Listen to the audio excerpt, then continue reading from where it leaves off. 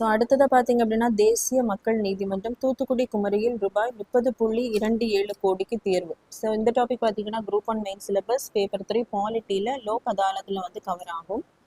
42ஆம் சட்ட திருத்தத்தின்படி 1976ஆம் ஆண்டு நம்ம கான்ஸ்டியூஷனில் பார்த்தீங்கன்னா பகுதி 4 அதாவது DPSP directive principles of state policy அரசு வந்து மக்களுக்காக என்னென்ன செய்ய வேண்டும் அப்படிங்கிறதுல அந்த பகுதியில் பார்த்தீங்க அப்படின்னா ஆர்டிகிள் 39A வந்து சேர்த்திருப்பாங்க. ஸோ இந்திரா காந்தி அவர்கள் பிரைம் மினிஸ்டராக இருக்கும்போது தான் இந்த ஆர்டிகிள் வந்து சேர்க்கப்பட்டிருக்கும்.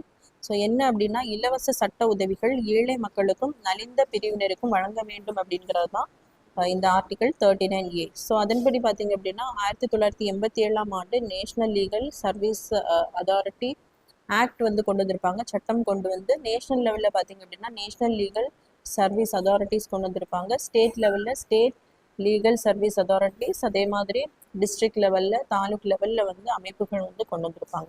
ஸோ இதில் national level legal service authority பார்த்தீங்கன்னா அதுக்கான பாலிசிஸ் எப்படி செயல்பட வேண்டும், ஸ்டேட்டு டிஸ்ட்ரிக்டில் இருக்கக்கூடிய அந்த அதாரிட்டிஸ் வந்து எப்படி செயல்பட வேணும் அப்படின்னா அந்த பாலிசிஸ் பிரின்சிபல்ஸ் கைட்லைன்ஸ் எல்லாமே என்ன பண்ணுவாங்கன்னா ஃப்ரேம் ஒர்க் பண்ணுவாங்க. ஸோ இதன் அடிப்படையில் பார்த்தீங்க அப்படின்னா ஸ்டேட் லெவலில் டிஸ்ட்ரிக்ட் லெவலில் தாலுக் லெவலில் அந்த ஏழை மக்களுக்கும் அதே மாதிரி நலிந்த பிரிவினருக்கும் இலவசமாக சட்ட உதவிகளானது வழங்கப்படும்.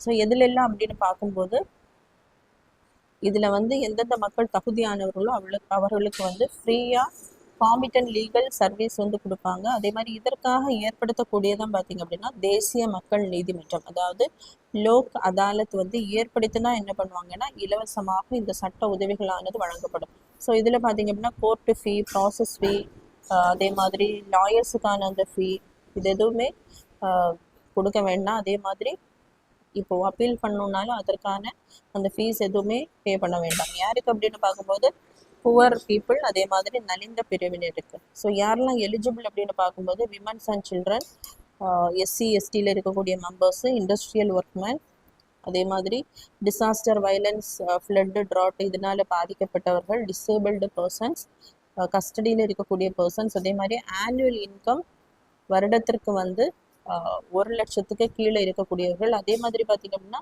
சுப்ரீம் கோர்ட்லையும் இதே மாதிரி supreme court legal service committee இருப்பாங்க. அதில் பார்த்திங்கன்னா ஆண்டு வருமானம் வந்து 5 லட்சத்துக்கு கீழே இருக்கக்கூடியவர்களுக்கு அந்த இலவச சட்ட உதவிகள் கிடைக்கும். அதே மாதிரி விக்டிம்ஸ் ஆஃப் டிராஃபிக்கிங், அதே மாதிரி ஆழ்கடத்தல் இதில் எல்லாம் பாதிக்கப்பட்டவங்களுக்கு என்ன பண்ணுவாங்கன்னா இலவசமாக இந்த சட்ட உதவிகளானது வழங்கப்படும்.